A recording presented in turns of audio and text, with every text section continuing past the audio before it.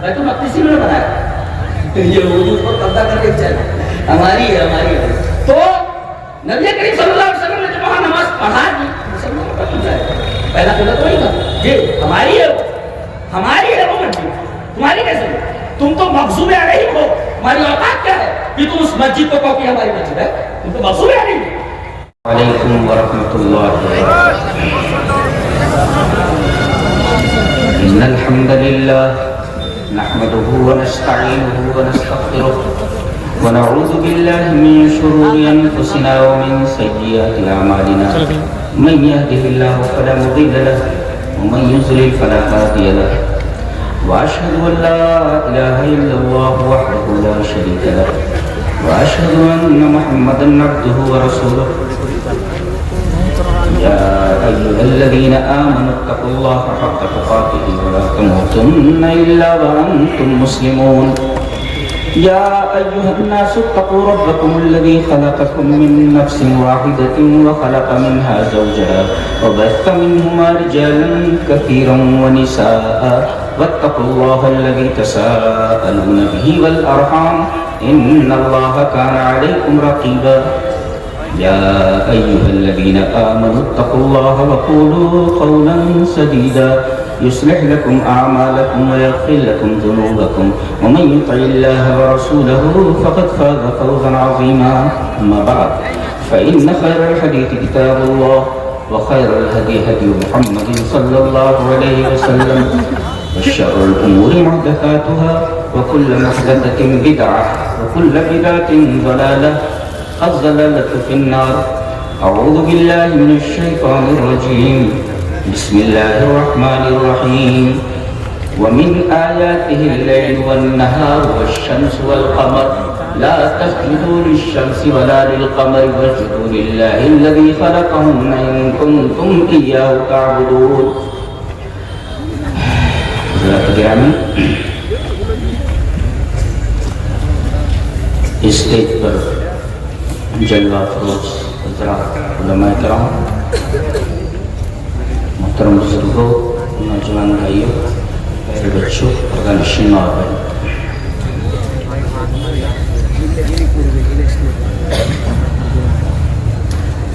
آج کا عنوان جو ہے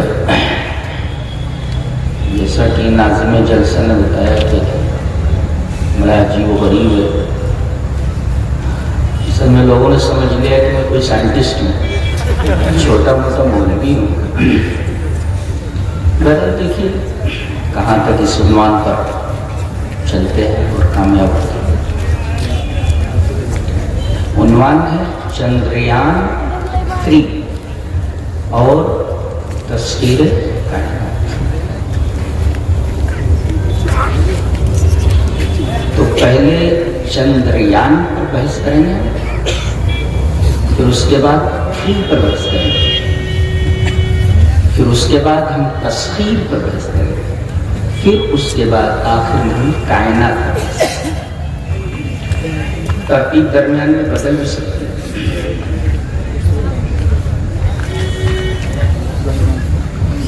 پہلے ہم چندریان کی ترکیب کی اینالیسس یعنی تجزیہ کریں گے یہ سنسکرت کے 2 لفظوں سے مل کر بنا ہے چندر اور یان یہ دونوں کے دونوں الفاظ سنسکرت کے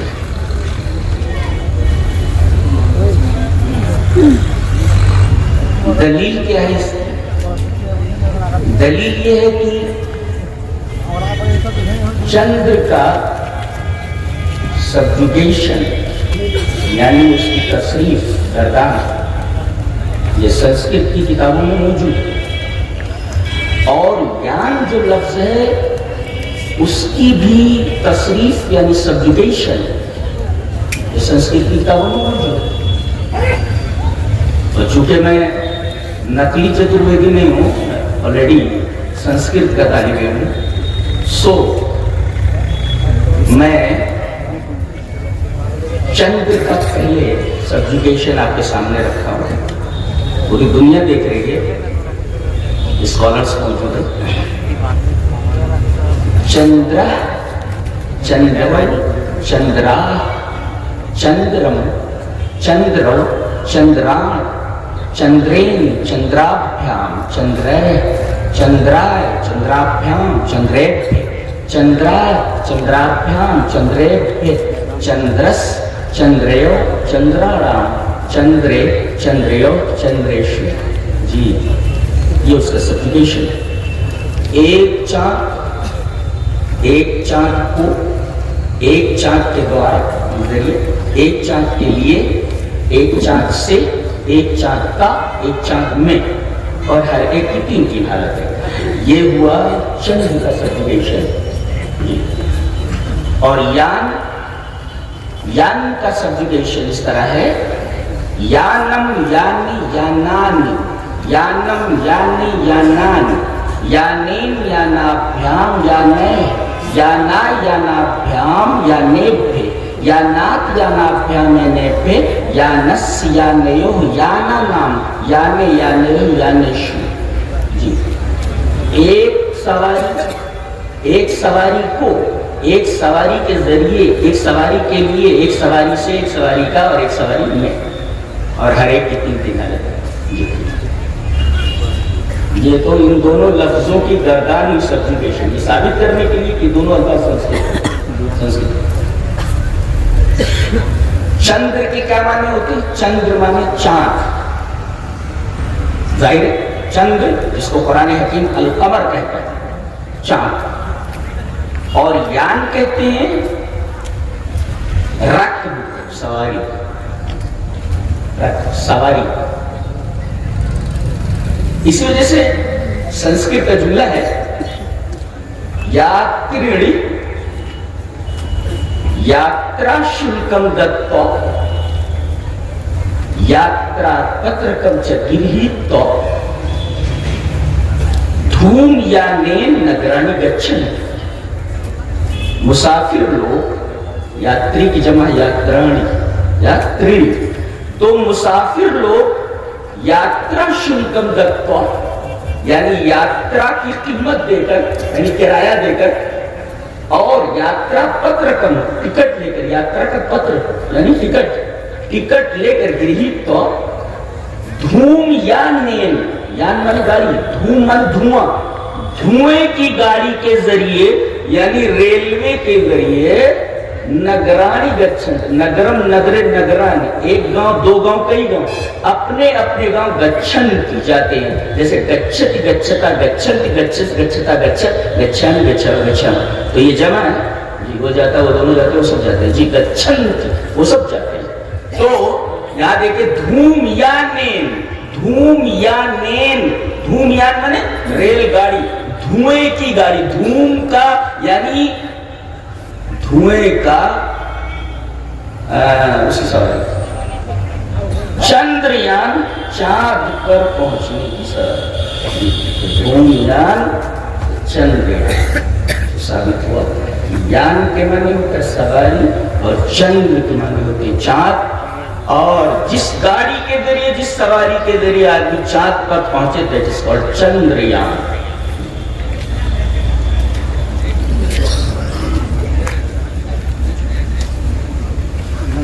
یہ چندریان جو، یہ خلائی جو جہاز ہے جس کو اسرو نے بنایا، اسرو انڈین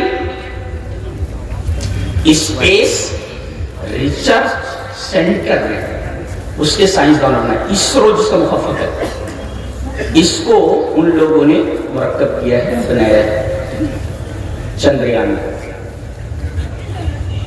اور اس کو انہوں نے 14 جولائی 2023 کو روانہ کیا، اور تقریباً 40 دن کا فاصلہ طے کر کے یہ چاند کے جنوبی حصے میں یہ اترا چندریان. بھارت وہ پہلا ملک ہے جس کو یہ اعزاز حاصل ہے کہ چاند کے جنوبی حصے کے اندر اس نے اپنا یہ خلائی جہاز اتارا ہے۔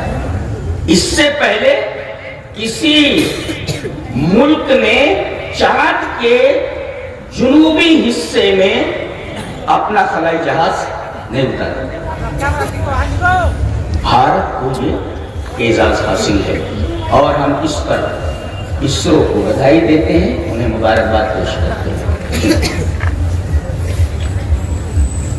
یہ جو خلائی جہاز ہے جس کو چندریان کہتے ہیں، یہ پائلٹ لیس ہے، اس میں پائلٹ نہیں ہے، کوئی انسان نہیں ہے جی، اور اس کا وزن تقریباً 3900 کلو گرام ہے۔ 3900 کلو گرام اس کا وزن ہے چندریان کا، اور اس پہ لاگت 6.1 یعنی 6 ارب 1 کروڑ روپے کی لاگت آئی ہے۔ یہ کم سے کم لاگت ہے جو کسی اسپیس کرافٹ کے اندر، کسی خلائی جہاز کے اندر لگائی جاتی ہے، یعنی 6.1 ارب روپے اس کی ترکیب کے اوپر لگے نہیں۔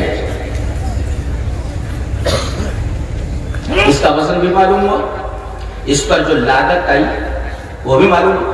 اس کو کہاں سے بھیجا گیا؟ در حقیقت آندھرا پردیش ستیش دھون خلائی جو مرکز ہے وہاں سے اس کو روانہ کیا گیا، اور اس کو چاند پر پہنچنے کے لیے 40 دن کا عرصہ لگا۔ ہم اس پر اس وجہ سے زور دے رہے ہیں اس لیے کہ یہ چیز ہمارے موضوع سے متعلق ہے۔ 40 دن کے اندر یہ تقریباً 3,86,000 کلومیٹر کا فاصلہ طے کر کے وہاں پر پہنچا ہے۔ اس نے 40 دن کے اندر 3,86,000 کلومیٹر کا فاصلہ طے کیا ہے، اس لیے کہ زمین سے چاند کا جو فاصلہ ہے وہ سائنسدانوں نے بتایا ہے کہ 3,86,000 کلومیٹر ہے۔ تو 3,86,000 کلومیٹر کا فاصلہ طے کر کے 40 دن کے اندر یہ خلائی جہاز چاند کے اوپر اترا ہے۔ یہ 3 حصوں سے مرکب ہے، ایک تو یان ہے اور دوسرے اس کے اندر ایک لینڈر ہے جس کو وکرم لینڈر بولتے ہیں، اور اس کے اندر ایک اور جو سواری ہے جس کو پرگیان روور بولتے ہیں۔ تو یہ پرگیان روور اس کے 6 پہیے ہیں، یہ چاند پر اتر گیا ہے، اور چاند پر اتر کر کے یہ 6 پہیے کی جو پرگیان روور ہے، جو گاڑی ہے، یہ گھوم رہی ہے اور یہ چاند کے بارے میں معلومات حاصل کر رہی ہے، چاند کی سطح کا مطالعہ کر رہی ہے، وہاں کی تصویر لے رہی ہے، وہاں کے جو کریٹرز گدھے ہیں ان کی تصویریں لے کر لینڈر کو دے رہی ہے، اور لینڈر اس کو اسپیس سینٹر کے اندر بھیج رہا ہے زمین کے اوپر۔ تو یان اور اس کے بعد لینڈر اور یہ اس کا نام وکرم ہے، اور یہ روور ہے جس کو پرگیان روور بولتے ہیں۔ یہ تو رہا چندریان کے اوپر تھوڑا سا مبحث۔ اس اسپیس کرافٹ کو، خلائی جہاز کو کہاں اتارا گیا ہے؟ چاند کے جنوبی حصے میں، اور کہا جاتا ہے کہ یہ ڈارک سائڈ آف دا مون ہے، یہ چاند کا سب سے تاریک حصہ ہے۔ کیوں؟ اس لیے کہ یہاں سورج کی روشنی بہت کم پڑتی ہے، اور سورج کی روشنی کم پڑنے کی وجہ سے یہاں چاروں طرف برف پھیلی ہوئی ہے، برف۔ ابھی جو برف پھیلی ہوئی ہے، اب غور کیجئے کہ یہ اسپیس کرافٹ، یہ خلائی جہاز جو اتارا گیا ہے، اگر آگے انسانوں کی بستی وہاں بسانی ہوئی تو انسان کی بنیادی ضرورت پہلے پانی ہے، اس برف کو پانی میں تبدیل کر کے اس مسئلے کو حل کیا جا سکتا ہے، اس لیے کہ اس حصے میں سب سے زیادہ برف ہے، اور اس برف کو پانی میں تبدیل کیا جا سکتا ہے جس سے انسان وہاں زندہ رہ سکتا ہے، اس لیے کہ پانی کے بغیر تو کوئی زندہ رہ نہیں سکتا۔ اللہ تبارک و تعالیٰ نے انسانوں کی تخلیق ہی پانی سے فرمائی ہے، اور پانی کے بغیر انسان زندہ نہیں رہ سکتا۔ وَجَعَلْنَا مِنَ الْمَاءِ كُلَّ شَيْءٍ حَيٍّ، ہم نے ہر جاندار کو پانی سے پیدا کیا ہے، تو پانی انسان کی بنیادی ضرورت ہے. اور یہ چاند کے ڈارک سائڈ پہ جہاں یہ اسپیس کرافٹ یا خلائی جہاز اترا ہے وہاں پر برف کافی تعداد میں اور کافی مقدار میں موجود ہے جس کو پانی میں تبدیل کیا جا سکتا ہے. ایک مقصد یہ ہے کہ وہاں دیکھا جائے کہ پانی مل سکتا ہے کہ نہیں. زیادہ برف ہے وہاں, پانی میں اس کو تبدیل کیا جا سکتا ہے, زیادہ انسان زمین سے جا کر وہاں آباد ہو سکتا ہے. بس اچھا ہو سکتا ہے ان میں سے کچھ لوگ ہوں جو وہاں پہنچ جائیں. تو اب ایک مقصد تو یہ پانی تلاش کرنا, پانی مل گیا. دوسرے, پانی مرکب ہے H2O کا تناسب جو ہوتا ہے, یعنی ہائیڈروجن کے 2 حصے اور آکسیجن کا 1 حصہ. تو گویا کہ یہاں آکسیجن اور ہائیڈروجن یہ حاصل کیا جا سکتا ہے. 2 اور تیسرے, چاند کی سطح کا, اس کے پورے منطقے اور ایریے کا مطالعہ کیا جا سکتا ہے. چاند سے چاند کا مطالعہ ایک, اور پھر چاند سے زمین کا مطالعہ, یہ مقصد ہے. اچھا, پھر ایک عنصر ہے ہیلیم. یہ ہیلیم زمین پر بہت کم پایا جاتا ہے, وہاں کافی مقدار میں موجود ہے. اگر ہیلیم 3, اگر یہ ہیلیم 3 ہمیں حاصل ہو جائے انڈیا کو, تو اگلے 250 سال تک ایٹمی ایندھن کا مسئلہ حل کیا جا سکتا ہے. جی, تو ایک مقصد یہ ہے وہاں اس اسپیس کرافٹ کو بھیجنے کا, خلائی جہاز کو بھیجنے کا مقصد یہ.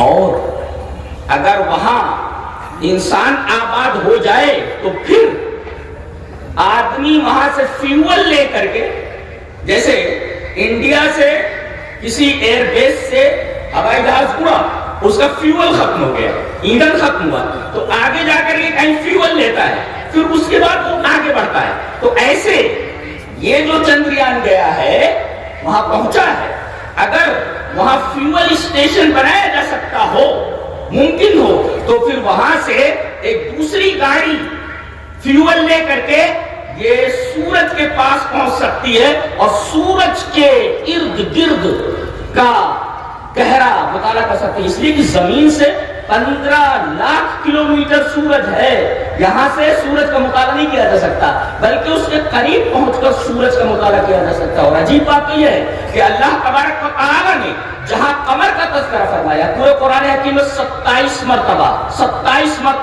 لفظ قمر کا استعمال ہوا ہے, اور اکثر جگہوں پر اللہ تبارک و تعالی نے تقریباً تمام جگہوں پر قمر کے ساتھ شمس کا تذکرہ فرمایا ہے. ابھی آیت کریمہ جو میں نے پڑھی, اللہ تبارک و تعالی نے ارشاد فرمایا وَمِنْ آيَاتِهِ اللَّيْلُ وَالنَّهَارُ, اللہ تبارک و تعالی کی نشانیوں میں سے ایک نشانی رات اور دن ہے. دن میں آدمی معاش میں لگا رہتا ہے, تھک جاتا ہے, تو دن کو کمانے کے لیے اللہ تبارک و تعالی نے بنایا ہے, اللہ کی نشانی. اور پھر آدمی تھکا ہارا جب گھر آتا ہے تو اسے سکون چاہیے. اللہ تبارک و تعالی نے فرمایا کہ یہ لیل, یہ جو رات ہم نے بنائی ہے, یہ بھی ہماری نشانیوں میں سے کہ یہ رات اپنے اندر سب کو سمیٹ لیتی ہے, جانور تک آرام کرنے لگتے ہیں اور ایک سکون کی سی کیفیت پیدا ہو جاتی ہے. تو دن میں جو تکان آدمی کو لاحق ہوئی تھی وہ رات میں سکون سے بدل جاتی ہے, اس کی تکان دور ہو جاتی ہے. تو یہ رات اور دن دونوں اللہ کی نشانیوں میں سے ایک.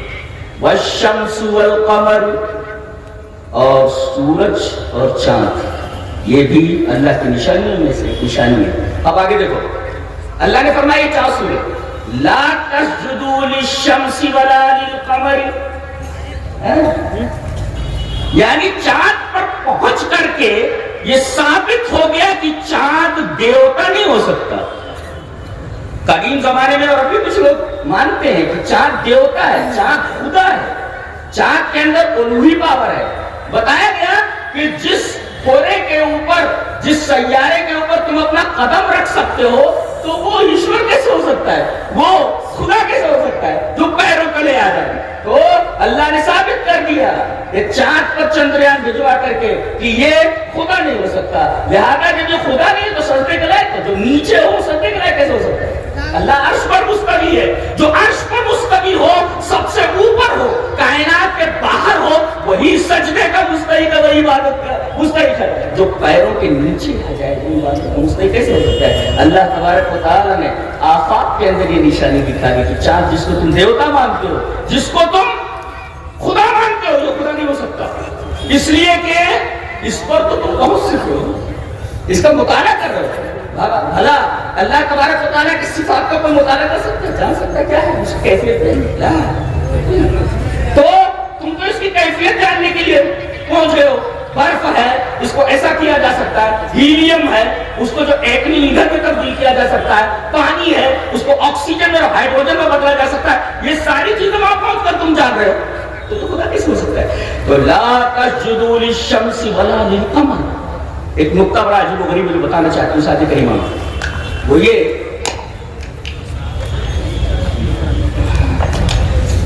لا تسجدوا للشمس ولا للقمر, نہ سجدہ کرو نہ عبادت کرو سورج کی اور نہ چاند کی. کیوں؟ واسجدوا للہ الذی خلقہن, یہ دونوں مخلوق ہیں, تو مخلوق عبادت کے لائق نہیں ہوتی, بلکہ عبادت کرو اس کی جس نے ان کو پیدا کیا ہے. کن کو؟ چاند اور سورج کو. اور وہاں بیٹھے ہوئے کیا آنا چاہیے تمہیں؟ خلقہما آنا چاہیے کہ خلقہن آنا چاہیے؟ اس لیے کہ دو ہی ہے نا وہاں, چاند اور سورج. تو زمین کیسے آنی چاہیے؟ جب دو ہے تو زمین تسمیہ آنی چاہیے. لا تسجدوا للشمس ولا للقمر واسجدوا للہ الذی خلقہما. اور سورج اور چاند کی عبادت نہ کرو, بلکہ اس کی عبادت کرو جس نے ان دونوں کو پیدا کیا ہے, چاند اور سورج. یہ نہیں کہا گیا واسجدوا للہ الذی خلقہما, بلکہ یہ کہا گیا واسجدوا للہ الذی خلقہن. خلقہن پتہ یہ چلا کہ تمہاری بس اتنی ہی اوقات ہے کہ چاند تک پہنچ سکو. جانتے ہو کتنے چاند ہیں, کتنے سورج ہیں؟ یہ ایک ہی چاند نہیں. خلقہن, تم تو ایک چاند کے پیچھے پڑے ہوئے, ہم نے تو اللہ اکبر. اور ہم جب گیلیکسی کو دیکھتے ہیں, اپنی گیلیکسی, اپنی کہکشاں, جس کو ملکی وے کہا جاتا ہے, اپنی کہکشاں اس وجہ سے کہتے ہیں اس لیے کہ اس کہکشانی نظام میں ہماری زمین بھی داخل ہے, اور ہماری زمین ایک سیارہ ہے, اور ظاہر ہے کہ ہماری زمین جو ایک سیارہ ہے اس کے اندر ایک ہی چاند ہے جی, اور ایک ہی سورج ہے. اور اس گیلیکسی میں جس میں ہماری زمین شامل ہے, جس گیلیکسی کو ہم ملکی وے کہتے ہیں, تقریباً اس میں 10 ارب سیارے ہیں. تو اگر زمین ایک سیارہ ہے, اس میں ایک چاند ہے, تو اگر 10 ارب سیارے ہیں تو ہر سیارے میں اگر ایک چاند مانا جائے تو 10 ارب سیارے ہیں. اللہ نے فرمایا خلقہن, تم تو اسی چاند کو جو تم سے قریب ہے اسی کو دیکھ رہے وہاں پہنچے. ارے جیسے کروڑوں ہم نے چاند بنائے تھے. یہ ہے ہماری قدرت, اور یہ ہے ہم. یہ اسی وجہ سے بڑی شان سے بولتا ہے, ہم ایسا کہتے ہیں, ہم ایسا کہتے ہیں. تو ایک سیارے میں ایک چاند, اللہ تعالیٰ خلقہن, ایک ہی چاند نہیں, بلکہ ایک گیلیکسی کے اندر اگر 10 ارب سیارے ہیں اور ایک سیارہ جیسے ہماری زمین ایک سیارہ, اس میں ایک چاند ہے, تو 10 ارب سیارے ہیں تو 10 ارب چاند ہوئی. اور اگر ایک سورج مان لیا جائے ایک سیارے کا تو 10 ارب سورج ہوئے. تو واسجدوا للہ الذی خلقہن, ایک چاند جس نے نہیں پیدا کیا بلکہ اربوں چاند پیدا کیے, ایک سورج نہیں پیدا کیا, اربوں سورج پیدا کیے. تم تو ابھی ایک ہی چاند اور ایک ہی سورج کے چکر میں لگے. اللہ تبارک تعالیٰ آدمی تو روک سکتے ہیں اللہ تبارک تعالیٰ کی عظمت کو اور اس آیت کریمہ کو دیکھتے ہیں. پھر آیت کریمہ کو وَمِنْ آيَاتِهِ اللَّيْلُ وَالنَّهَارُ, شان ہے بولنے کی, وَالشَّمْسُ وَالْقَمَرُ لَا تَسْجُدُوا لِلشَّمْسِ وَلَا لِلْقَمَرِ وَاسْجُدُوا لِلَّهِ الَّذِي خَلَقَهُنَّ لَا خَلَقَهُنَّ وَاسْجُدُوا لِلَّهِ الَّذِي خَلَقَهُنَّ. ایسے اربوں چاند میں نے بنا رکھے ہیں، اربوں سیاروں کے اوپر، اور ایسے ہی اربوں، سائنسدانوں نے کہا ہے کہ 300 ارب سورج ہیں، 300 ارب سورج ایک چکر میں پڑے گئے. اب کہتے ہو تم نے بہت تیر ماری ہے، تم تو کہتے ہو یہ ایک چاند ہے، ہم چاند تک پہنچ گئے. قرآن حکیم کہتا ہے ایسے اربوں چاند ہیں. یہ قرآن حکیم ہے، یہ اسلام ہے. ایک نکتہ بتاؤں علماء کو، قرآن حکیم کا یہ اعجاز ہے کہ جو لفظ استعمال کرتے ہیں اس کی جگہ پر آپ کو دوسرا لفظ نہیں لا سکتے، جو خود بتاتا ہے یہ اللہ تبارک و تعالیٰ کا کلام ہے. جیسے ان اللہ خالق الحب والنوى یخرج الحی من المیت ومخرج المیت من الحی. دیکھ رہے اللہ دانوں کو اور گٹھلیوں کو پھاڑنے والا ہے. یا فلک کی جگہ پر کوئی اور لفظ لے آؤ گے تفسد السورۃ، آیت کی تصویر بدل جائے گی، تفسد السورۃ، سورۃ السورۃ، تو بلکہ سورۃ الآیت، آیت کی صورت بگڑ جائے گی. تو بے شک اللہ دانوں کو اور گٹھلیوں کو پھاڑنے والا ہے. فلک جانتے فلک کس کو بولتے ہیں؟ یا لا جا سکتا ان اللہ مفجر الحب والنوى، مشدد الحب والنوى، کچھ بھی لایا جا سکتا ہے. فارغ کا مطلب ہوتا ہے کہ ينقسم الشيء الى شطرين. کوئی چیز دو حصوں، گیہوں دیکھ رہے، گیہوں دیکھو ذرا سا، بیچ میں تھوڑی سی ایسی جگہ خالی رہتی ہے نا، اس کے دو حصے ہوتے ہیں. اس کو زمین میں ڈالو تو ایک ٹکڑا ادھر پھٹ کر ہو جاتا ہے اور ایک ٹکڑا ادھر سے پھٹ جاتا ہے اور بیچ سے وہ کونکل نکلتی ہے. دیکھ رہے؟ اسی وجہ سے وہ جو موسیٰ علیہ السلام کے لیے دریا پھٹا تھا، وہاں اللہ نے یہ لفظ استعمال کیا، فن فنقا، دریا پھٹ گیا. فقال کالطود العظیم، فکان کل فرق کالطود العظیم. دو فرقے ہوئے، ایک فرقہ ادھر گیا اور ایک فرقہ ادھر، اور بیچ میں راستہ بن گیا. جانتے ہیں ابن تیمیہ نے کیا استدلال فرمایا ہے؟ کیا باریک بات ہے. وہ کہتے ہیں کہ اس میں اللہ تبارک و تعالیٰ کے وجود کی دلیل ہے، وجود کی دلیل، اور اس میں باس بادل موت کی دلیل. فالق لفظ فالق تو اس لیے کہ گیہوں کا یہ دانہ زمین میں آپ نے ڈالا، اس کے اندر بیچ میں ایک جو لائن رہتی ہے اسے جو الگ کرتی ہے دونوں شکل کو، دو حصوں زمین میں آپ نے ڈالا، اوپر مٹی آ گئی. مٹی آنے کے بعد یہ گیہوں کا دانہ سڑ جاتا ہے. سڑنے کے بعد ہری ہری کوپل نکلتی. گیہوں کا دانہ سڑ گیا، سڑ گل گیا زمین میں جانے کے بعد، اور جب وہ سڑ گل گیا تو اسی سڑے گلے گیہوں کے دانے سے ایک ہری کوپل نکلی. تو دیکھو یہ گیہوں مر گیا اور سڑ گل کر کے مٹی میں چلا گیا. اب جو چیز نکلی ہے وہ کیا ہے؟ بالکل نئی ہے، یہ کوپل ہے، ہری ہے، وہ تو سڑ گل کر کے ختم ہو گیا. ایسے ہی تم جب زمین میں چلے جاؤ گے، سڑ کر جاؤ گے، تو ایسے ہی تمہیں ہم ایک نئی حیات دے کر کے زمین سے اٹھائیں گے. یہ ابن تیمیہ کا استدلال ہے. سمجھ میں آیا؟ سب باریک استدلال ہے. باس بادل موت، دانا زمین میں جانے کے بعد سڑ جاتا ہے، سڑنے کے بعد وہ کوپل نکلتی ہے. جب تک سڑتا نہیں تب تک کوپل نہیں نکلتی. ایسے ہی جب تم سڑ کر جاؤ تب تمہیں ایک نئی زندگی ہے. اور نقطہ یہ بتایا ابن تیمیہ نے کہ یہ دونوں حصے جب سڑ جاتے ہیں ان کے بیچ سے جو نئی چیز نکلتی ہے پہلے سے اچھی ہوتی ہے. اس لیے کہ سڑی گلی چیز تو پرانی ہو گئی نا، اب جو نکلی ہے وہ نئی ہے. ایک چیز مر گئی ہے، ایک چیز زندہ ہے، تو زندہ اور مردہ دونوں کیسے برابر ہو سکتے ہیں؟ احیاء اور اموات دونوں برابر کیسے ہو سکتے ہیں؟ یہ دانہ تو سڑ کر گیا، اب جو کوپل نکلی ہے وہ نہیں تھی اور یہ اچھی ہے پہلے سے. ایسے ہی جب آدمی مرنے کے بعد اٹھایا جائے گا تو دنیا کی زندگی سے وہ حیات وہ زندگی بہتر ہے. اس لیے آخرت کی زندگی دنیا کی زندگی سے بہتر ہے.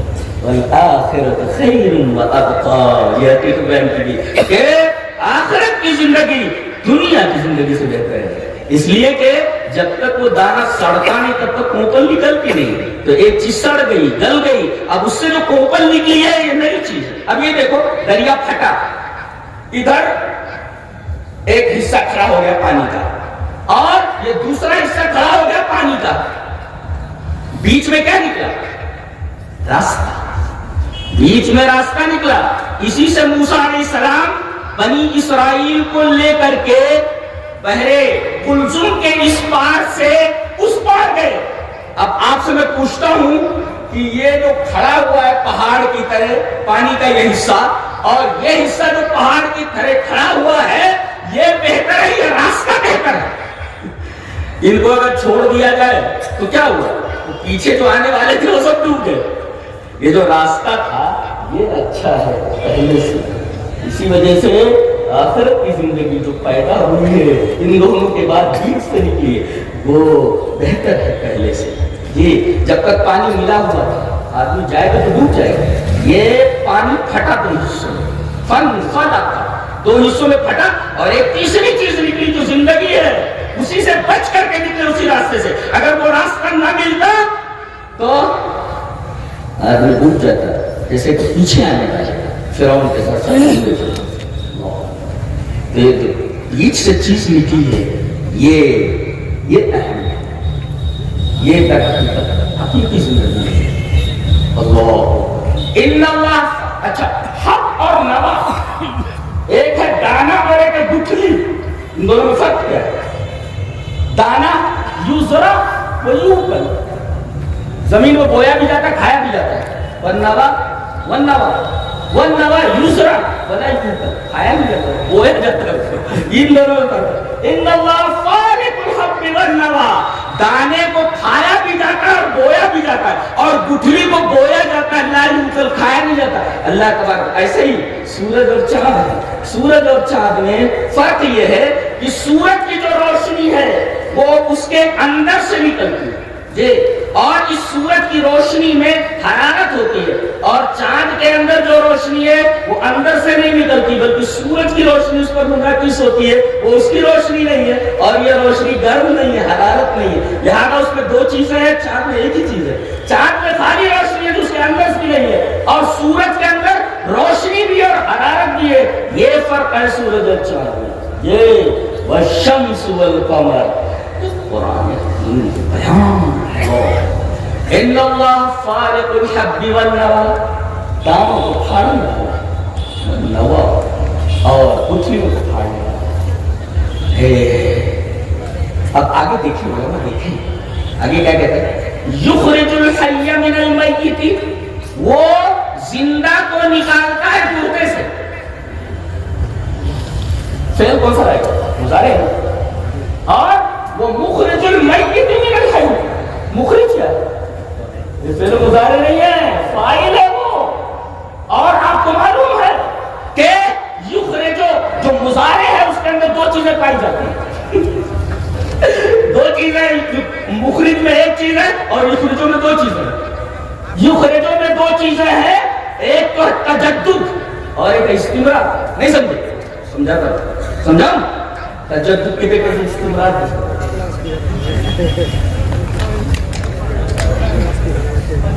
گیہوں کا طرح پھٹا کوپل نکلی برابر. یہ اتنی بڑی تھی اتنی بڑی. اب یہ اتنی بڑی ہو رہی ہے نیا پن ہو نہیں. اتنی تھی کوپل نا جو نکلی ہے.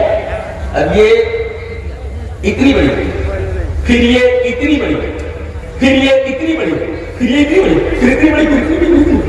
دیکھو تجدد ہو رہا ہے, جدت آ رہی کہ نہیں, نیونیس آ رہی ہے, نیا ہوتا جا رہا ہے. ارے بھائی اتنی بڑی تھی اس کے بعد اتنی بڑی, نیا پن آیا کہ نہیں, پھر یہ اتنی بڑی, نیا تجدد بولتے ہیں نیا پن, نیا پن. اور یہ مسلسل بڑھ رہی ہے, اس کو استمرار کرتے ہیں, مسلسل بڑھ رہی ہے. آگے یہ تنامہ وہ یہ تفاول بڑھ رہا ہے, استمرار بڑھ مسلسل بڑھ رہی ہو. اور دوسرے جتنا بڑھ اتنی تھی پھر کتنا ہوگا تجدد ہوگی.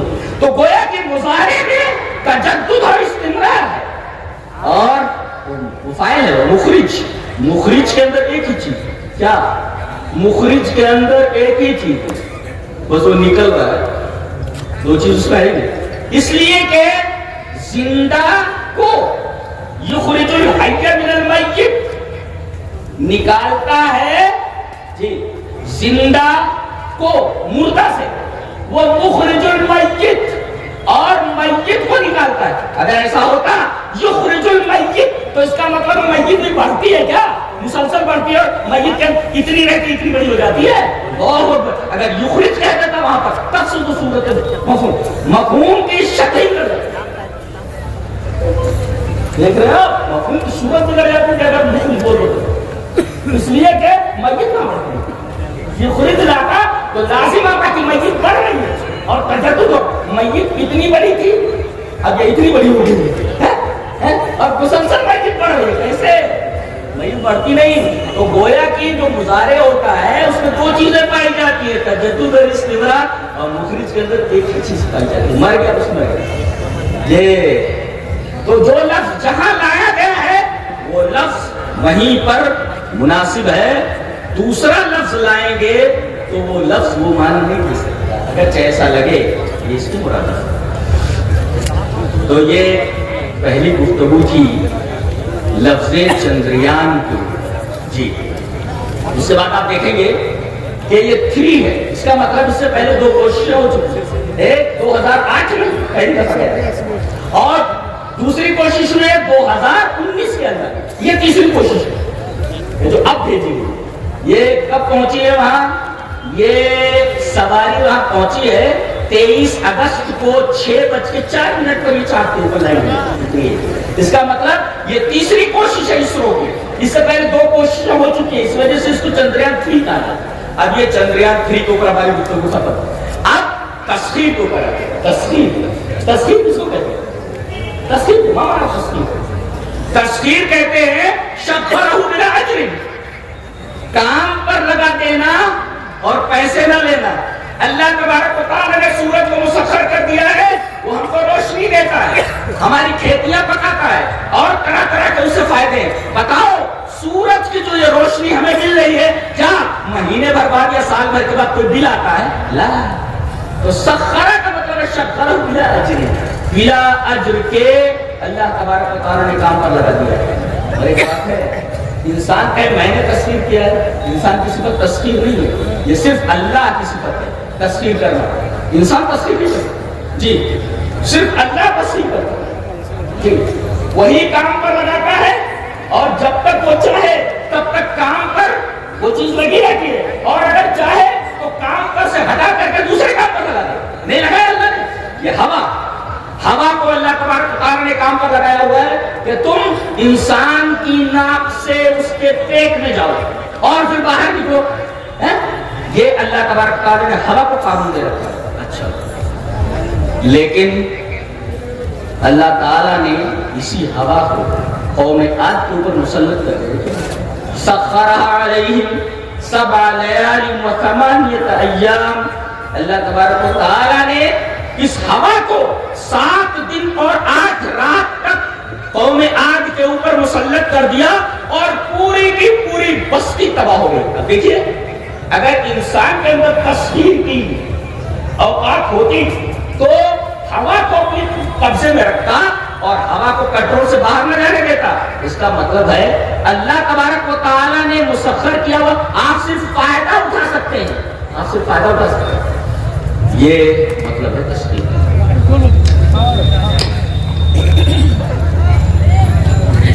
ایک چیز اور دیکھیں تسخیر کے اندر کہ اللہ نے اس کو کام پر لگا دیا ہے اور آپ اس سے کام لے رہے ہیں. اس تسخیر کو کام پر لگا دینے در حقیقت ایک قانون دیا ہوا ہے, اسی کو تسخیر کہتے ہیں, قانون دیا ہوا ہے. یہ قانون ہر چیز کے اندر موجود ہے. سائنسداں کوئی چیز پیدا نہیں کرتا اور نہ کسی چیز کو فنا کرتا ہے، بلکہ اسی قانون تک پہنچتا ہے۔ مثلا اللہ تبارک و تعالیٰ نے فرمایا کہ ہم نے کشتیوں کو تمہارے لیے مسخر کر دیا، اللہ الذی سخر لکم الفلک، اللہ تبارک و تعالیٰ نے تمہارے لیے کشتیوں کو مسخر کر دیا ہے۔ کیا ہے مسخر کر دے گا؟ وہاں ایک لا ہے، قانون ہے، کیا کہ جب کوئی چیز پانی کے اوپر ڈالی جاتی ہے، پانی پر ڈالی جاتی ہے تو پانی اس کو اچھالتا ہے، جس کو کہتے ہیں بوائنسی۔ یہ قانون اللہ تبارک تعالیٰ نے دیا ہے۔ تصویر کا مطلب ایک قانون دیا ہوا ہے، اس قانون کے خلاف نہیں ہوتا۔ اس وجہ سے بوائنسی کی تعریف کی گئی ہے کہ the upward pressure by any fluid on a body, partly or wholly, immersed therein, it is equal to the weight of the fluid displaced.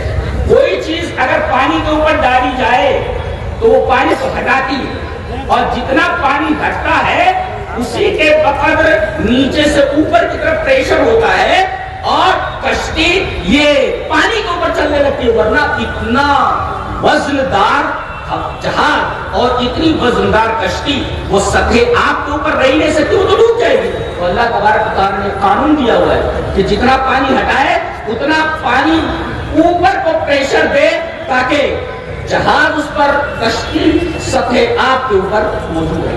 یہ قانون ہے، اس کو کہتے ہیں تصویر۔ انسان تصویر نہیں کر سکتا ہے، اللہ تبارک و تعالی نے تصویر کی نسبت اپنی طرف کے قرآن میں دیکھی۔ وَسَخَّرَ لَكُمُ اللَّيْلَ وَالنَّهَارَ، اسی طریقے سے آپ دیکھیں وَسَخَّرَ لَكُمُ الشَّمْسَ وَالْقَمَرَ دَائِبَيْنِ وَسَخَّرَ لَكُمُ اللَّيْلَ وَالنَّهَارَ۔ کہیں بھی یہ نہیں کہا کہ انسان مسخر کر سکتا ہے، انسان مسخر نہیں کر سکتا، انسان کے لیے مسخر۔ اچھا، اللہ تبارک و تعالیٰ کی سخاوت دیکھیں کہ اس نے کائنات انسان کے لیے مسخر کر دیا ہے۔ کس لیے؟ یہ دلیل ہے کہ وہ کتنا سخی ہے۔ جی، کائنات کا مطلب سمجھیے تو تصویر کا مطلب سمجھنا ہے۔ کائنات کس کو بولتے ہیں؟ الکون عبارت عن کل وجود ما عدا وجود سبحانہ وتعالی۔ اللہ تبارک و تعالیٰ کے وجود کے علاوہ کائنات میں جتنے بھی وجود ہے، جتنی بھی چیزیں ہیں، سب کائنات اللہ کو چھوڑ کے۔ اب ظاہر ہے کہ اللہ فرما رہا ہے کہ ہم نے کائنات کو، یعنی جتنی بھی چیزیں ہیں میرے علاوہ، وہ سب کی سب میں نے تمہارے کام میں لگا دیا ہے۔ تو اب تمہارا کام کیا ہونا چاہیے؟ ایک طرف تو اللہ کی سخاوت دیکھیے، اس کا جود و کرم دیکھیے کہ پوری کائنات کو تمہاری خدمت میں لگا دیا، تو تم کس مرض کی دوا ہو؟ اللہ تبارک و تعالیٰ نے بتایا کہ پوری کائنات تمہاری خدمت کے لیے ہے تو تم میری عبادت کے لیے ہو۔ پوری کائنات تمہاری خدمت میں لگی ہوئی ہے تو تمہارا مقصد کیا ہے؟ وما خلقت الجن والانس الا لیعبدون، میں نے جنوں کو اور انسانوں کو اس لیے پیدا کیا جو میری عبادت کرے۔ کائنات کی ساری چیزیں تمہاری خدمت میں لگی ہوئی ہے اور تمہارا کام اب یہ بنتا ہے کہ تم صرف اللہ کی عبادت کرو۔ وَاسْجُدُوا لِلَّهِ الَّذِي خَلَقَهُنَّ إِن كُنتُمْ إِيَّاهُ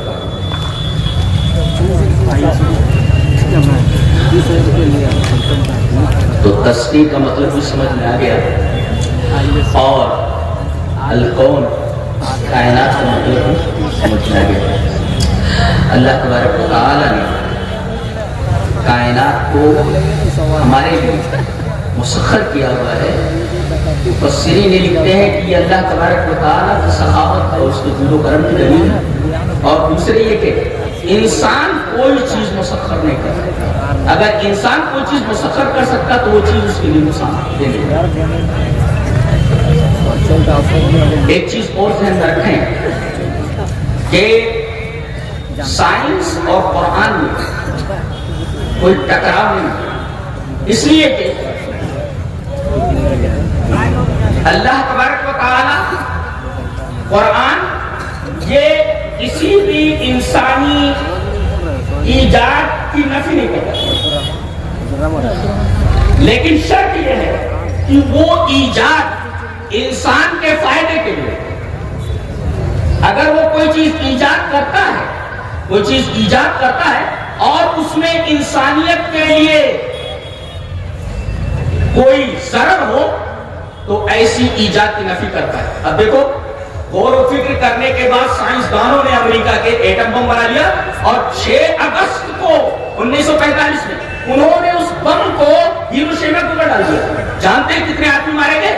تقریباً 2,20,000 سے لے کر کے 2,40,000 تک کے درمیان لوگ موت کے گھاٹ اتر گئے. ایسی ایجاد کی قرآن نفی کرتا ہے اور کسی بھی ایسی ایجاد کی نفی نہیں کرتا بلکہ اس کی ہمت افزائی کرتا ہے جو انسان کے نفع کے لیے. اگر انسان چاند کے اوپر بستی بسانا چاہتا ہے تو قرآن ممانعت کیا کرتا ہے؟ کہیں بھی قرآن میں نہیں کہا گیا کہ انسان سورج کے پاس نہیں جا سکتا, سورج کا مقابلہ نہیں کر سکتا. کہیں یہ نہیں کہا گیا کہ انسان چاند پر نہیں پہنچ سکتا. بلکہ آپ دیکھیں گے کہ اشارات اتنے ہیں. میں ایک اشارہ دیتا ہوں, چلیے وہ حدیث پہلے پڑھ لیتے ہیں. حدیث وعن انس رضی اللہ تعالیٰ عنہ, وعن انس بن مالک رضی اللہ تعالیٰ عنہ ان اہل مکہ سألوا النبي صلى الله عليه وسلم أن يريهم آية فأراهم القمر شقتين حتى رأوا حراء بينهما. رواه البخاري في كتاب المناقب. حضرت امام بخاری رحمہ اللہ اس حدیث کو ایسے کتاب المناقب میں لائے. حضرت انس بن مالک کہتے ہیں کہ کچھ لوگ مکہ کے وہ آئے اور کہا کہ محمد صلی اللہ علیہ وسلم ہم آپ کو نبی مان لیں لیکن نشانی دکھا دیجیے کہ آپ نبی. بڑی نشانی ہونی چاہیے. نبی کریم صلی اللہ علیہ وسلم کے ہاتھ پر اللہ تعالیٰ نے معجزہ ظاہر کیا. ناقدین حدیث کہتے ہیں کہ یہ جو انگلی کا اشارہ ہے یہ انگلی کے اشارے کی حدیث میں نہیں ہے بلکہ اہل مکہ کے مطالبے پر نبی کریم صلی اللہ علیہ وسلم نے دعا فرمائی. تو چونکہ یہ واقعہ یہ مطالبہ چاندنی رات کا تھا, چاندنی رات کا تھا جی, اور چاندنی رات کے اندر دیکھا گیا کہ نبی کریم صلی اللہ علیہ وسلم سے جو مطالبہ کیا گیا تھا کہ آپ نشانی دکھائیے, چاند 2 ٹکڑے ہو گئے. گویا ایک حصہ ایک طرف چلا گیا اور دوسرا حصہ دوسری طرف چلا گیا اور بیچ میں ان لوگوں نے ہیرا کی پہاڑی کو دیکھا. حتی رأوا حراء بینہما, یعنی ایک ٹکڑا چاند کا ایسا لگا کہ اسے پھٹ گیا ہے اور ایک ٹکڑا جبل ابو قبیس کے پہاڑ کے اوپر چلا گیا اور دوسرا ٹکڑا جبل قیان کے اوپر پہنچ گیا اور بیچ میں جو ہیرا کا پہاڑ دکھ رہا تھا. آپ دیکھیں کہ یہاں پر آپ کو چاند پر پہنچنے کی بات کر رہے ہو, آپ گئے ہیں. ہمارے نبی پر اللہ تبارک و تعالیٰ نے آپ کے ہاتھ پر ایسا معجزہ ظاہر کیا کہ آج سے 1400 سال پہلے چاند کو پھاڑ دیا تھا. یہ چاند پھٹ گیا. آپ وہاں پہنچ رہے سب تلاش کرنے کے لیے اور یہ چاند پھٹ چکا ہے اور اس کے پھٹنے کے کچھ آثار ناسا کو محققین نے, ناسا کے سائنسدانوں نے بتایا ہے کہ ایسا لگا ہمیں جیسے کوئی چیز پھٹ گئی. اچھا کوئی چیز پھٹ جائے اور پھر مل جائے, چیز ایسا کہ تھوڑی دیر کے لیے کوئی چیز پھٹے اور جو کشش ہے قانون انجزا, اس لیے کہ جیسے زمین پر کشش ہے ویسے چاند پر بھی کشش ہے. اتنا ہے کہ زمین کی جو کشش ہے وہ زیادہ ہے اور چاند کی جو کشش ہے وہ 6 گنا زمین کی کشش سے کم ہے, زیادہ وہاں بھی کشش ہے. اب یہ دونوں طرف پھٹ کر کے چاند الگ ہوا اور پھر قانون انجذاب نے دونوں کو آپس میں ملا دیا. اس میں کوئی استحالہ نہیں ہے, کوئی محال بات نہیں. اللہ تبارک تعالیٰ نے معجزہ. تو تم ابھی پہنچ رہے ہو. نبی کریم صلی اللہ علیہ وسلم نے تو 1400 سال پہلے یہ دکھا دیا یہ دیکھو چاند پھٹ رہا ہے, الگ ایک حصہ جا رہا ہے اور ایک حصہ اس طرف جا رہا ہے اور بیچ میں ہیرا کی پہاڑی دکھائی دے رہی ہے. اور یہ حدیث تقریباً 10 صحابہ کرام سے بنی ہے جی, اور بعض لوگوں نے کہا ہے کہ یہ حدیث متواتر ہے, تواتر کے ساتھ ثابت ہے کہ چاند پھٹ چکا ہے جی, چاند پھٹ چکا ہے. اور اس سے بڑی بات قرآن حکیم کہتا ہے تم کہاں تک پہنچے, چاند تک, چاند تک پہنچے, میرا نہیں کام ہے. اور عجیب بات کہ وہ سواری کا نام ہے براق. تمہارے پاس ایندھن کیا ہے, ہوگا تیل کچھ ہے جو چندریان میں لگایا گیا, لیکن فرمایا گیا سبحان الذی اسری بعبدہ لیلا من المسجد الحرام الى المسجد الاقصی. ایک سفر میں 2 سفر, ایک سفر مکہ سے بیت المقدس تک, ایک سفر اسرا, اور دوسرا سفر بیت المقدس سے لے کر آسمانوں تک. اور ایک نکتہ اور یاد رکھو, تم کہاں تک پہنچے ہو؟ تم تو 7 آسمانوں کے نیچے ہو. ارے پہلے آسمان میں داخل ہونے کے لیے اللہ کی اجازت چاہیے، بغیر اللہ کی اجازت کی کوئی داخل نہیں ہو سکتا۔ حضرت جبرائیل جب محمد صلی اللہ علیہ وسلم کے ساتھ گئے تو دروازہ پہلے کھٹکھٹایا، آواز آئی پیچھے سے، بھی دروازہ کھلا نہیں، پیچھے سے آواز آئی، کون؟ کہا کہ جبرائیل، کہا کہ محمد تمہارے ساتھ کون؟ بولے محمد، کہا کہ بلائے گئے؟ جی ہاں بلائے گئے، تب دروازہ کھلا۔ بتائیے فرشتے سے پوچھا جا رہا ہے کہ کون ہو تم؟ بولے جبرائیل، نہیں اپنا تعارف کرنا پڑا، وہ تو کھڑے ہوئے دروازہ کھولنے کے لیے، اور پوچھا جا رہا ہے یہ کون ہے تمہارے ساتھ کون؟ بولے محمد صلی اللہ علیہ وسلم۔ کہا بلائے گئے؟ جی ہاں بلائے گئے، تب دروازہ کھلا۔ ارے جب فرشتہ بغیر اجازت کے داخل نہیں ہو سکتا تو تم پہلے آسمان میں کیسے داخل ہو سکتے؟ ساتواں آسمان سے پہلے آسمان میں داخل نہیں ہو سکتے، تو تم کہاں گئے؟ سیاروں پر گئے ہو۔ اور یہ سارے کے سارے ستارے، یہ سارے کے سارے سیارے، سب یہ جو پہلا آسمان ہے اس کے نیچے ہے سب۔ ابن عباس رضی اللہ تعالیٰ عنہما کی وہ روایت اور وہ اثر سراج المنیر والے علامہ شربینی لائے ہیں، وہاں ابن عباس رضی اللہ تعالیٰ عنہما ان النجوم قنادیل معلقۃ بین السماء والارض بسلاسل من نور۔ ابن عباس کو بھی اللہ تبارک و تعالیٰ نے یا قرآن حکیم کی فقاہت اور قرآن حکیم کا فہم عطا فرمایا تھا۔ کہتے ہیں کہ یہ تمام کے تمام ستارے یہ لٹکی ہوئی لالٹینیں ہیں، لٹکی ہوئی تندی میں لالٹین، لٹکی ہوئی تندیلیں ہیں، بین السماء والارض، آسمان دنیا یعنی پہلے آسمان اور زمین کے درمیان یہ سب کے سب ستارے یہ لٹکے ہوئے ہیں اور بندھے ہوئے ہیں بسلاسل من نور، نور کی زنجیروں سے بندھے ہوئے ہیں۔ اور نور کی زنجیروں کی تفسیر سائنسداں کیا کہتے ہیں؟ کشش سے سکتے ہیں، ہاں جی گریوٹی ہے، تھامے ہوئے پکڑے ہوئے کھینچ رہی ہے، جس کو ابن عباس بسلاسل من نور کہہ رہے ہیں، نور کی زنجیریں جو ان کو تھامے ہوئے وہ ہے کہ گریوٹی تھامے ہوئے، جس کو ابن عباس بسلاسل من نور کا نور کی زنجیر کا ہے۔ جی تو کون سی چیز اسلام کی ہے جو سائنس کے خلاف ہے؟ بھلا کہیں ہوائی جہاز اور کار میں ٹکر ہوئی ہے؟ قرآن حکیم ہوائی جہاز ہے اور یہ سب سائنس یہ کار ہے۔ ارے اس کی جو حدود ہیں اور کار کی زمین، تو زمین پر چلنے والی کار ہوائی جہاز سے کیسے ٹکرا سکتی ہے؟ بولے سائنس جو ہے قرآن سے ٹکراتی ہے۔ بے وقوف، سائنس قرآن سے کیا ٹکرائے گی؟ سائنس کا راستہ الگ ہے، زمین ہے، اور قرآن حکیم کا راستہ یہ فضا ہے، بلندی ہے۔ اب دیکھ رہے ہیں کہ آپ تو پہنچے ہیں چاند تک، جو پہلے آسمان سے سب نیچے ہے، اور ہمارا نبی کہاں پہنچا؟ وہ پہلے دروازے کو کھلوا دیا گیا، پہلے آسمان پر گیا، دوسرے آسمان پر پہنچے، وہاں کا دروازہ کھلوایا گیا، دوسرے آسمان پر پہنچے۔ ایسے ایسے بخاری شریف کی روایت ہے کہ آپ 7ویں آسمان پر پہنچے جہاں بیت المعمور ہے۔ آپ نے وہاں ایک مسجد دیکھی، جبرائیل نے بتایا کہ 70,000 فرشتے ایک بار اس مسجد میں داخل ہوتے ہیں، اور جب نکلتے ہیں تو قیامت تک ان کی باری آنے والی ہے۔ اور پھر 7ویں آسمان سے ذرا آگے گئے، سدرۃ المنتہا، سدرۃ المنتہا پھر آگے گئے، کہاں تک گئے؟ بخاری شریف کی روایت ہے یہاں تک کہ میں اس مستویٰ پر پہنچا، مستویٰ اس جگہ پر پہنچا جہاں میں سن رہا تھا کہ قلمیں چل رہی ہیں، صریف کا مطلب ہوتا ہے کھرکھراہٹ، قلم چل رہی ہے۔ یہ کائنات ایسے نہیں بنی ہے، پوری پلاننگ کے ساتھ ہے جی، ایوری تھنگ از پلان، ہر چیز پلان کے ساتھ ہے۔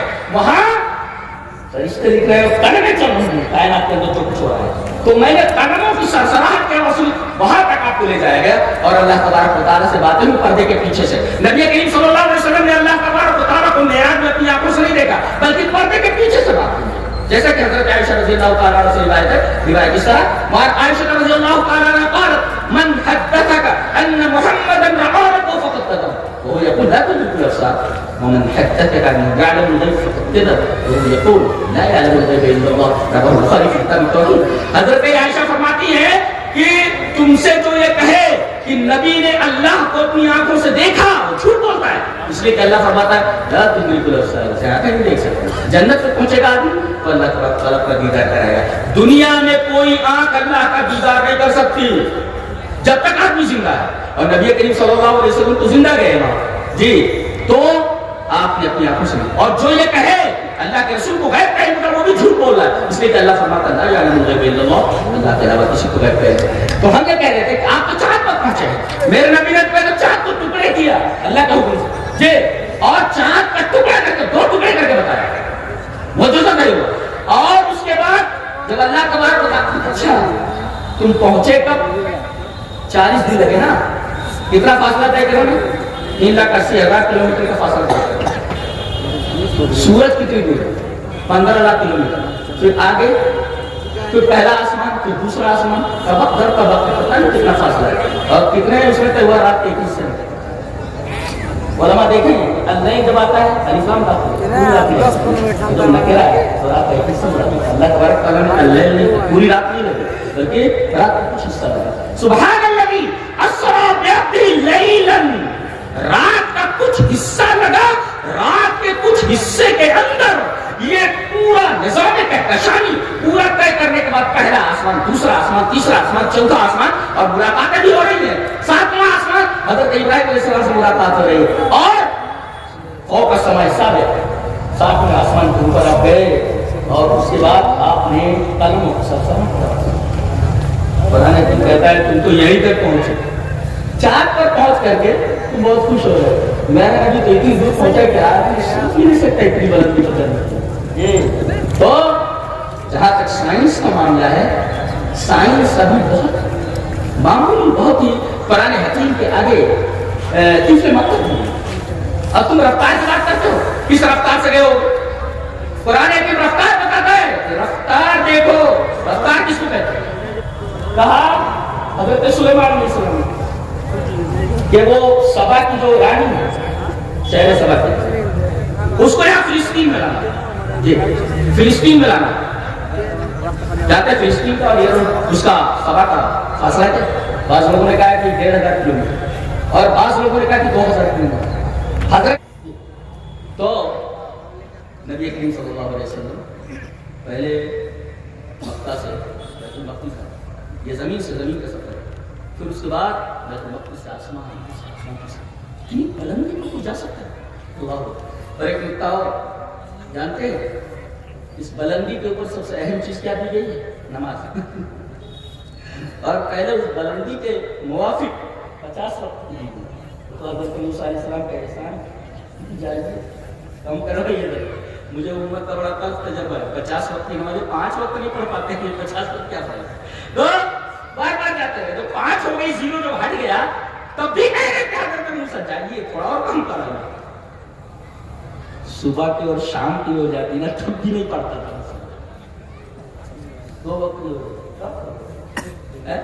نبی کریم صلی اللہ علیہ وسلم فرمایا 0 ہٹ گیا، اب مجھے اللہ کے پاس جاتے ہوئے شرم آتی ہے۔ اللہ، اب اللہ کے پاس جاتے ہوئے 45 مائنس ہو گیا، 5 بچا، پھر بھی موسیٰ کہہ رہے تھے جاؤ، اتنا بڑا احسان ہے حضرت موسیٰ علیہ السلام۔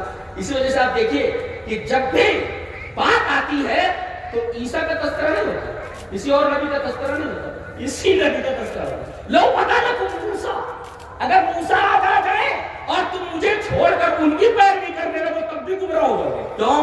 اس لیے کہ پورے انبیاء بنی اسرائیل کا سب سے معزز نبی، بہت بڑا عالم ہے، بہت بڑا، اور معلوم تھا میں بہت بڑا عالم ہوں، ان کو معلوم ہے۔ ایک تقریب کی میں نے تقریب نہیں ملا تھا، لوگوں نے کہا کہ آپ سے بڑا عالم دنیا میں نہیں ہے، نہیں میں ہی سب سے بڑا عالم ہوں، اور یقیناً بہت بڑے عالم ہیں، اسی وجہ سے انہیں کا حوالہ دیا جائے۔ آج موسیٰ آ جائے جو انبیاء بنی اسرائیل کا سب سے معزز نبی، سب سے بڑا عالم ہے، وہ آ جائے اور اتنے بڑے عالم کی ابتدا کرنے لگو مجھے چھوڑ کر تب بھی ہو جائے۔ اس کا مطلب یہ ہوا کہ اب ہمارے نبی کے بعد جو موسیٰ کی ابتدا جائز نہیں ہے تو دوسرے لوگوں کی ابتدا کے جائز ہو جاتی ہے۔ جی یہ سر، تو یہ حضرت سلیمان علیہ السلام نے فرمایا۔ اور ایک نکاح تصویر جو ہوتی ہے نا، ایک عام ہم لوگوں کی، اور ایک خاص تصویر۔ خاص تصویر کس کے لیے؟ حضرت سلیمان علیہ السلام کی۔ ہوا کو مسخر فسخرنا له الريح تجري بأمره حيث شاء، وہاں نہ پیٹرول لگ رہا ہے اور نہ کوئی اس کے اندر فیول لینا پڑ رہا ہے۔ اللہ تعالیٰ نے فرمایا ہم نے نے ہوا کو مسخر کر دیا تھا اور یہ رخاءً بڑی آسانی کے ساتھ لے کر چلتی تھی. یہ رخان کیوں لائے گا؟ ہوائی جہاز پر بیٹھے ہوئے تخت پر اور ہوا مسخر ہے, تخت کو لے کر جا رہی. رخاءً کا کیا مطلب ہے؟ بڑی نرمی کے ساتھ. یعنی یہ جہاز ایسا ہے حضرت سلیمان علیہ السلام کا, رخاءً صفت آئی, کریش نہیں ہوتے.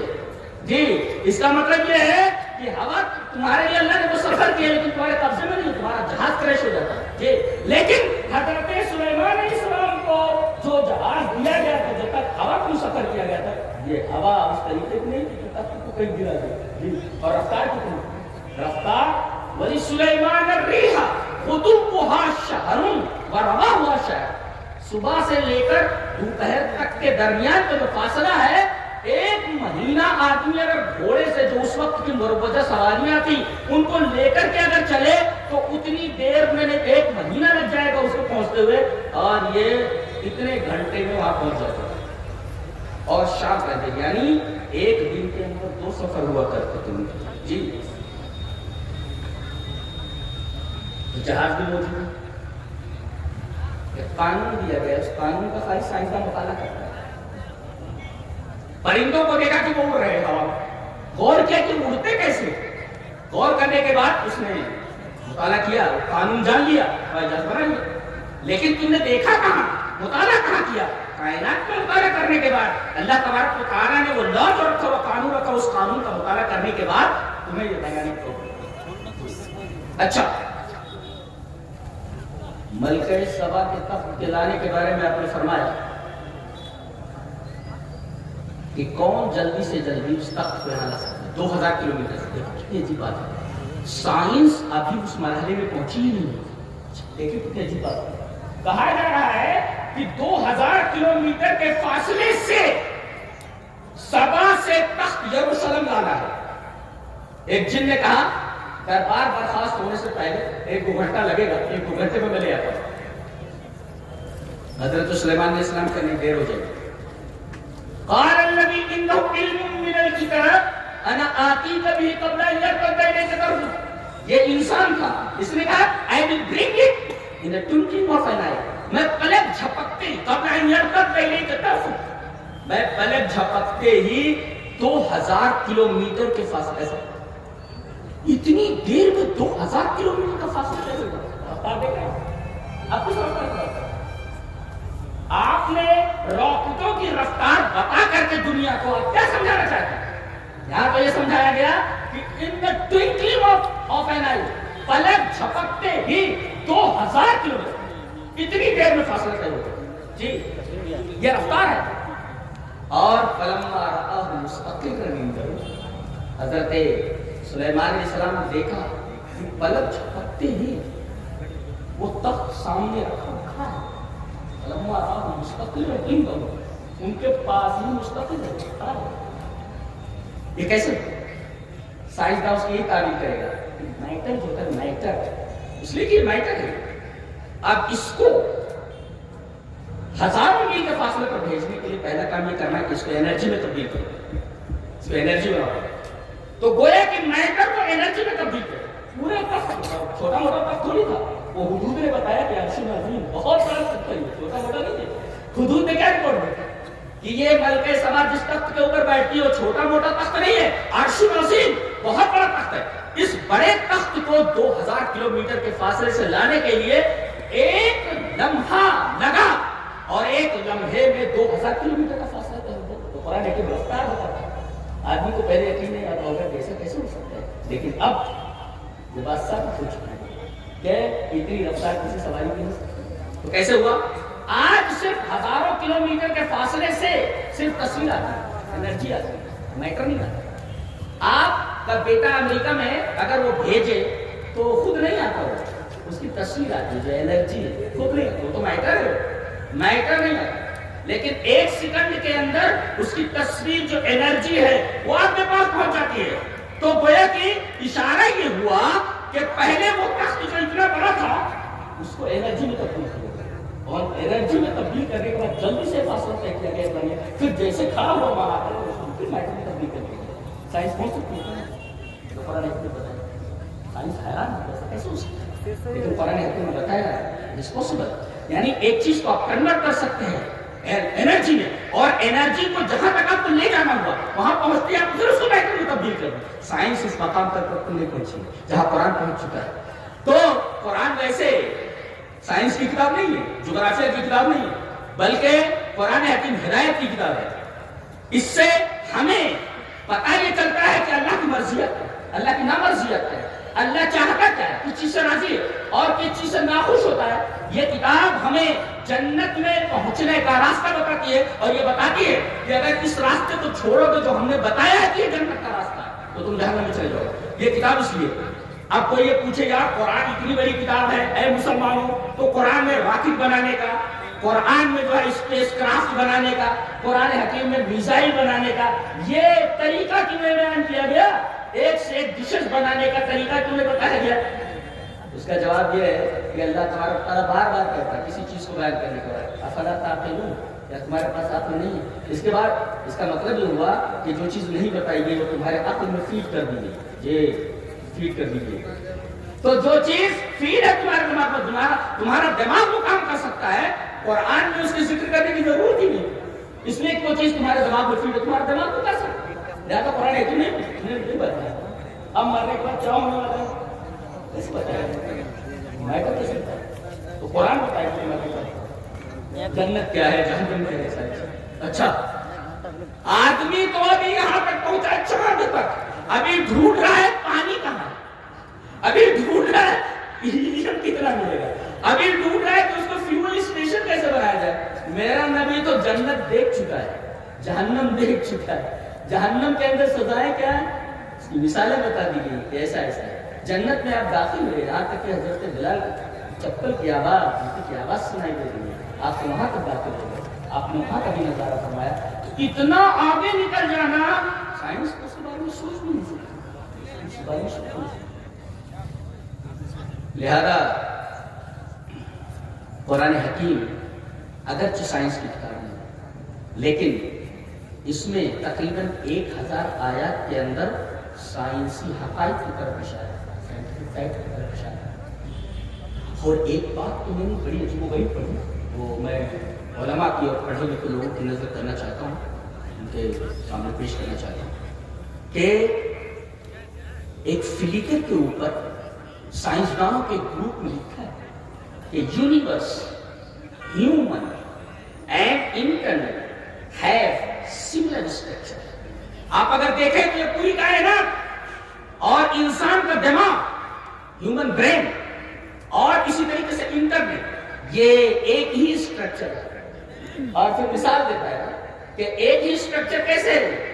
کہتے ہیں کہ ایک تصویر لی گئی ہے نظام کہکشاں کی جس میں کروڑوں سیارے اور ستارے ہیں. تصویر ایک طرف رکھ دی، یہ تصویر کائنات کی پوری خلائی دوربین سے تصویر لی گئی پوری کائنات کی نظام کہکشاں ایک طرف رکھ دی. اور پھر انسانی برین کی تصویر لی گئی، جی انسانی برین کی، اور یہ پورے یونیورس کی تصویر ایک طرف اور انسانی برین کی تصویر ایک طرف، دونوں کو سائیڈ بائی سائیڈ رکھ دیا جائے. اس کے بعد سائنسدان سوال کرتا ہے can you tell which image of a brain cell and which is of the cosmos? Probably not. So one is only micrometers wide and other is billions of light years across. یہ تفسیر ہے، سوال ہے، سوال کیا ہے کہ یہ دیکھو دونوں تصویریں، یہ کائنات کی تصویر ہے یونیورس کی اور یہ انسانی دماغ کی ہے. اب بتاؤ کہ کون سی تصویر کائنات کی ہے؟ Which images of cosmos؟ کائنات کی تصویر کون سی ہے اور انسانی دماغ کی تصویر کون سی ہے؟ بتاؤ. بتا ہی نہیں سکتے اس لیے کہ دونوں تصویریں کیسے ہیں. پتہ یہ چلا کہ جس نے کائنات کو بنایا اس نے انسان کو بنایا، دونوں کا خالق ایک ہی. جس نے کائنات کو، اسی وجہ سے کہا گیا کہ کائنات میں دو چیزیں ہیں، تین چیزیں ہیں. ایک تو یہ کہ یہ پرفیکٹ، اس کے اندر کوئی نقص نہیں ہے. اور دوسرے کمپلیکس ہے، بہت پیچیدہ ہے، اور تیسرے کنیکٹ ہے۔ کنیکٹ کا مطلب یہ ہوا کہ وہ تم سے مربوط ہے، وہ جیسے تمہارا دماغ ایسی پوری کائنات ہے۔ گویا کہ اگر یہ فرق نہیں کر سکتے کہ کائنات کی جو تصویر ہے وہ انسانی دماغ کی تصویر کے مشابہ ہے، دونوں ایک جیسے ہیں، تو پتہ یہ چلا کہ جو خالق کائنات کا ہے وہی خالق انسان کا ہے۔ تو تم صرف کائنات کا مطالعہ کر کے اللہ کو کیوں بھول گئے؟ یہ سوال کیا گیا سائنسدانوں کی طرف سے کہ جب دونوں تصویروں میں فرق نہیں کر سکتے، اس کا مطلب یہ ہو کائنات کا بنانے والا اس کا جو کریٹر ہے اور ہیومن بینگ انسان کا جو کریٹر ہے، دونوں خالق ایک ہی بنا۔ یہ اللہ تبارک و تعالیٰ کے وجود کی بھی دلیل ہے اور اللہ تبارک و تعالیٰ کے ایک ہونے کی دلیل ہے، اور اس بات کی بھی دلیل ہے کہ اللہ تبارک و تعالیٰ ہی عبادت کی لائق ہے، کائنات کی کوئی شے عبادت ہے۔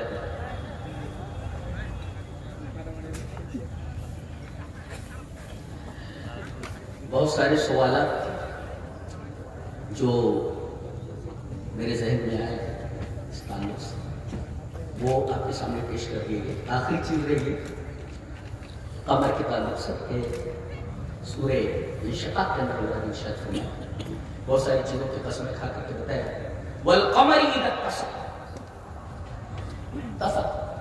اتسق اے وسط، اتسق جیسے وسط فوسط، میں نے جوڑا تو جوڑی۔ وسط کس کو بولتے ہیں؟ ایک پیمانے بولتے ہیں، اس میں مقدار معین آتا ہے، 60 سا کا ایک وسط ہوتا ہے، تو گویا کہ 60 سا ایک مقدار ہے جو اس میں وسط ہے۔ ایسے ہی چاند جب اپنی پوری روشنی کے ساتھ مکمل ہوتا ہے، بدر کامل ہے، اللہ نے بدر کامل فل مون کی قسم کھائی ہے، والقمر اذا اتسق، قسم ہے چاند کی جب وہ فل ہو جائے، اس کی تمام روشنی جمع ہو جائے، جمع ہو جائے، اس کے بعد کہتا ہے چاند کی قسم کھا کر لترکبن طبقا عن طبق۔ جانتے ہیں اس سلسلے میں بعض لوگ علامہ شرقی نہیں مانتے کہ کوئی چاند پر جا سکتا ہے، زندہ ہوتا تو پتہ چلتا ہے کہ چاند پر انسان پہنچ چکا ہے۔ جی انہوں نے کہا کہ چاند پر نہیں پہنچ سکتا، اپنی ازور بیان میں لکھا ہے انہوں نے کہ اس آیت کریمہ کا مطلب ہے لترکبن طبقا عن طبق کا معنی یہ ہے کہ وقال ابن مسعود والشعبی وابن عباس کی احدى روایتیں وغیرہ کہ اے لترکبن طبقا عن طبق، اے لتصعدن یا محمد سماء بعد سماء حتى وقع ذلك الذي، وہ کہتے ہیں کہ لترکبن طبقا عن طبق کا مطلب یہ ہے کہ اے محمد صلی اللہ علیہ وسلم آپ ایک آسمان سے دوسرے آسمان پر چڑھیں گے تو آپ چڑھیں، پہلے آسمان سے دوسرے آسمان تیسرے چوتھے سے چڑھے حتی وقع ذلک الذی، معراج میں جو ہو گیا، لہذا اس کو آپ دوسرے معنی میں نہیں لے سکتے۔ لیکن جو سائنسداں اعجاز علمی پر بحث کرتے ہیں، بھئی قرآن کا ایک اعجاز وہ کہتے ہیں کہ چاند کی قسم کھانے کے بعد یہ کہنا ہے کہ تم طبق سے طبق کی طرف سواری کرو گے، کوئی مطلب ضرور ہے، اور یہ رائے مرجوح ہے۔ کون سی؟ ابن عباس کا رائے مرجوح۔ تو لترکبن طبقا عن طبق کا ایک مطلب یہ کہ تم لوگ اچھا اس میں بتایا گیا کہ لترکبن میں ایک تو نون تاکید بنی، نون تاکید ثقیلہ ہے، یعنی ضرور بھی ضروری ہوگا، اور جب نون تاکید داخل ہو جائے تو مستقبل کی طرف اشارہ ہوتا ہے کہ مستقبل میں یہ واقعہ ہوگا، اور نون تاکید کے بعد یقیناً ہوگا، یقیناً ہوگا کہ اب سوال نہیں ہے۔ اچھا طبق سے طبق کی طرف، ابھی تو ایک طبق سے پہنچا ہے جی، اس طبق سے طبق کہتے ہیں ایسے سیارے کو، اس کا پورا ایریا سیارے کا، اور جہاں پر اس جو ہے کشش سے پہنچتے ہیں اس پورے ایریا کو طبق ہوتا ہے۔ تو چاند کا ایک پورا ایریا ہے اور اس کی کشش سے تو پورے کے پورے چاند باپ نے کشش سے کہتے، اب یہاں سے آپ کے جی تو یہ بات ہے، اور کہتے ہیں کہ فما لهم لا يؤمنون، یہ ایمان کیوں نہیں لاتے؟ بعض سائنسدانوں نے یہ کہا ہے کہ جو علماء ہیں ہمارے جو قرآن حکیم پر غور کرتے ہیں، مسلم میں کہا گیا ہے کہ لترکبن جو ہے یہ جمع ہے اور جمع کم سے کم 3 پر آتا ہے 3 پر. تو پہلے 3 ہی لوگ گئے اپولو 11 میں. کون تھا وہ؟ ایک تو نیل آرمسٹرانگ تھا, دوسرے میخائیل کولنز تھا اور دوسرے بز ایلڈرن تھا. یہ تینوں پہلے گئے ہیں اپولو 11 کے اندر. لترکبن توبہ کئی بار بتایا ہوا کہ لترکبن میں کم سے کم جمع 3 پر پہلے 3 گئے, اس لیے کہ فمالہم تعینون گئے ایمان کو نکال دیا تینوں کتنوں گئے مسلم. تو اشارات تو قرآن حکیم کو واضح طور پر بتاتا ہے, جبکہ اشارہ کرتا ہے, اس لیے اس کا مقصد دوسرا ہدایت ہے, سائنس بتا نہیں ہے, لیکن اشارہ کر دیا. اگر الفاظ اس کا ساتھ دے رہا, الفاظ میں رہتے ہیں تو مانا یہ ہے. یہ چند باتیں تھیں چندریان اور تذکیر کائنات کے بارے میں. اللہ سے دعا کرتے ہیں کہ اللہ تبارک و تعالیٰ ہمیں نیک عمل اور اچھی سمجھ کو عطا فرمائے اور ایسا عنوان نہ تو کہ لوگوں کو سمجھ میں آئے. اللہ ہمیں نیک عمل اور اچھی سمجھ کو جی. یہ ایک صدائے کتاب سنت کانفرنس ہے, کل موضوع حب رسول ہے دریا چک میں, جو حضرات آنا چاہیں.